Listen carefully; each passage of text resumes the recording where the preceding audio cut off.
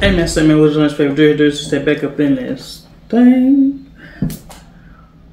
First thing first, I know y'all read the title, and this guy did something horrendous in WWE, so he haven't been mentioned. No figures have been remade of past superstars. Haven't no figure been made of him since he passed or took his own life. He was a good wrestler, great wrestler, but he went a little crazy. Yep, used to be my personal favorite, Chris Benedict.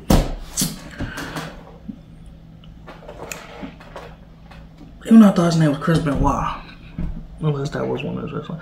I don't know. But we're watching 10 times. He has appeared in WWE after being deleted. Y'all read the title, but yeah, he went crazy. I don't know the full story. I'm just going off what I knew as a kid. When my mom told me he went crazy, killed his kids, his wife, and then took his own life. A lot of people say, oh, it's because Eddie died. He couldn't do it without Eddie. Him and Eddie was best friends. Eddie was best friends with a couple wrestlers, like locked in. Just like Rey Mysterio and Batista, locked in. I don't know if they still locked in. Probably is. But let's just watch it. WWE don't show nothing about this man no more. But good thing I already had it pulled up. Because if I did, who gonna pull it up? Let's jump straight into it, you know.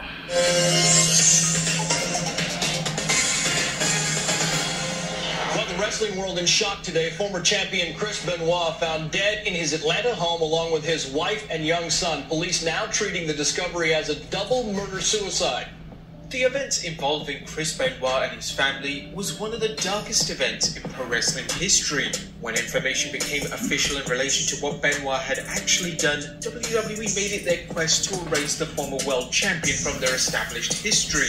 Therefore, other than my comments, there will be no mention of Mr. Benoit's name in this program. This meant that he would never be mentioned, and his matches and moments would never be I'm gonna hold what I gotta say to the end, bro, Vince. However, over the past 13 years, casual mentions have been seen throughout WWE. These mentions could be brief in books, interviews that are done by WWE superstars, or even see Benoit himself in promo packages from old matches. Join us now as WrestleMania looks at 10 times Chris Benoit was mentioned or appeared in WWE following the events of 2007. Be sure to subscribe and hit that notification bell for daily wrestling videos and follow us on Facebook for exclusive lists.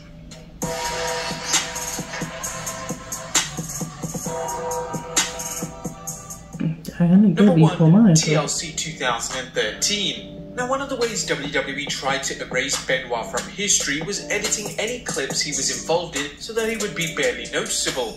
Naturally, this was extremely difficult to do as Benoit was involved in some of the most important moments of all time. One of these moments took place at SummerSlam 2004 as Randy Orton would defeat Benoit to win the world title for the first time and in the process become the youngest world champion in company history. That belt had evolution in a chokehold. After 2007, you would never see Orton pinning Benoit.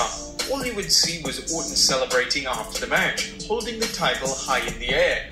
However, this would all change at 2013's TLC pay-per-view. We would be able to see Orton pinning Benoit. It wasn't clear if this was an editing mistake and WWE didn't mean to include Benoit in this manner, or they assumed that it was hardly going to make a big difference by just featuring Benoit in the short clip to promote something that he had nothing to do with him.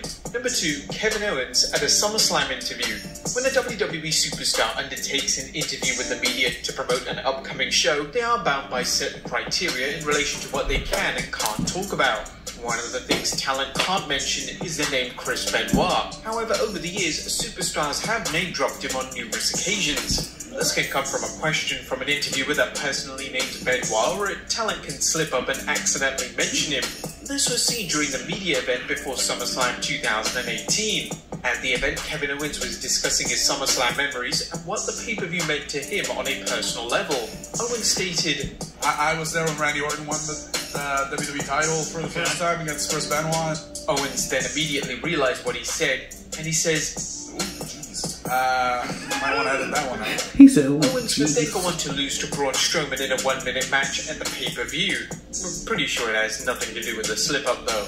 Number 3. The Untold History of the WWE. In 2009, as a way of increasing sales of WWE magazine, they released a special edition titled The Untold History of WWE.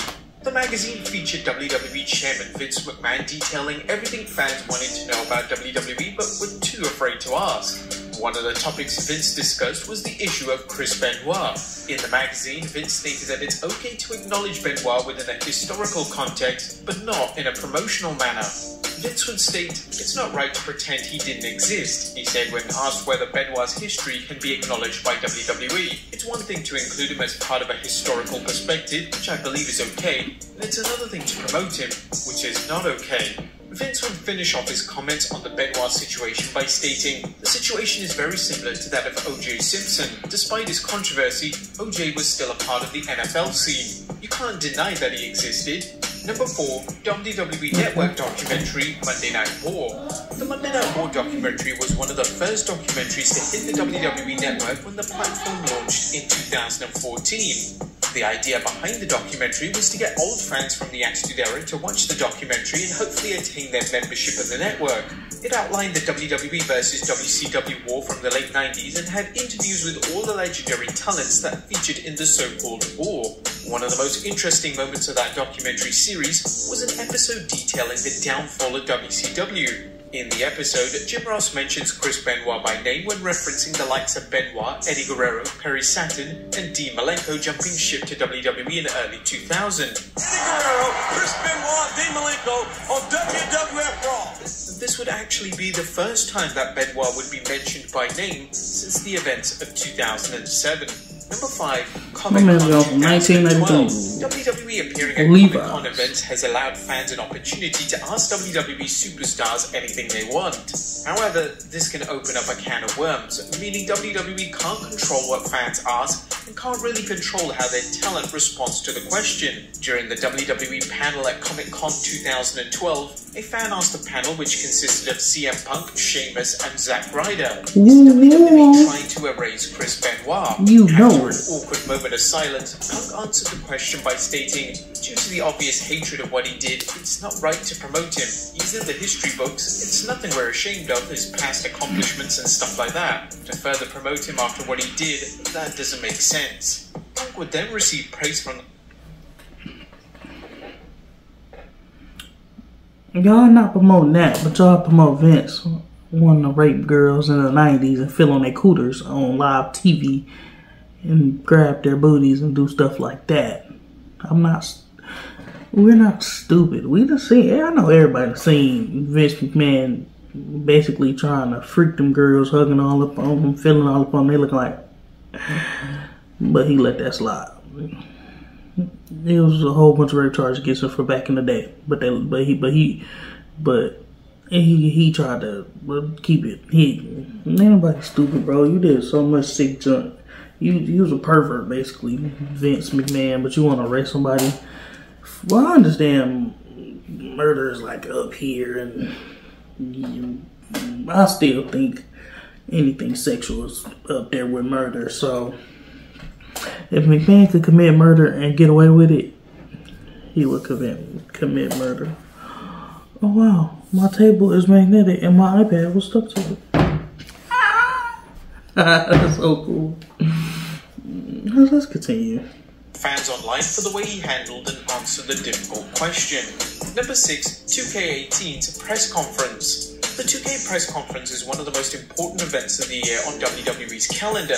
Well, of course, aside from WrestleMania. The event is attended by top industry professionals, meaning that WWE has to put their best foot forward in who and what they present at the event. For the 2K18 conference, they had WWE Hall of Famer Kurt Angle take to the stage to discuss his career, as he was a playable character in the WWE game for the first time in almost 10 years. Angle at the event discussed his best matches, and he stated, "You know, the Eddie Guerreros and the Shawn Michaels, the Brock Lesnar's, Randy Orton and Rey Mysterio, Chris Benoit and Chris Jericho, Obviously, this wasn't a good look for WWE. One of their top stars name-dropping Benoit in this capacity in front of all the top video game media was going to go down well with WWE officials. It's unclear if he will receive any punishment for the Benoit mention, or WWE simply didn't want to draw any more attention to the matter, so they swept it under the rug. Number 7. WWE Encyclopedia.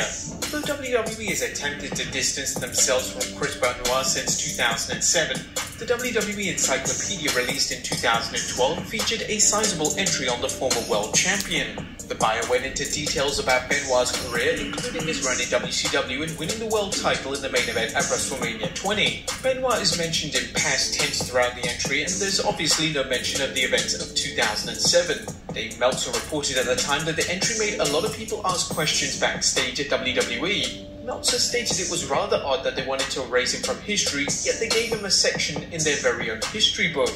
Number 8. Stone Cold asked if Benoit should go into the WWE Hall of Fame. During the Q&A session of his acclaimed podcast in 2013, legendary WWE wrestler Steve Austin was asked about Chris Benoit going into the WWE Hall of Fame. Austin would go on to praise the career of Benoit, stating that he did enjoy working with him before addressing the question directly and stating, "One night, Chris ended up killing his wife and his kid. This is an act so terrible and horrible I can't even comprehend or guess as to what happened in that house. That will always overshadow any accomplishment Chris had in the ring. He'll never be in the Hall of Fame. It will just never happen. His career will speak for itself, but his record as a human being is first and foremost, and those actions will never be forgotten." That's my feelings on that. We don't even need to talk about the Hall of Fame. Speaking for myself, Chris Benoit, the person I knew, loved him. Chris Benoit as a wrestler, loved him. Chris Benoit as a person who did what he did, unforgivable, bottom line.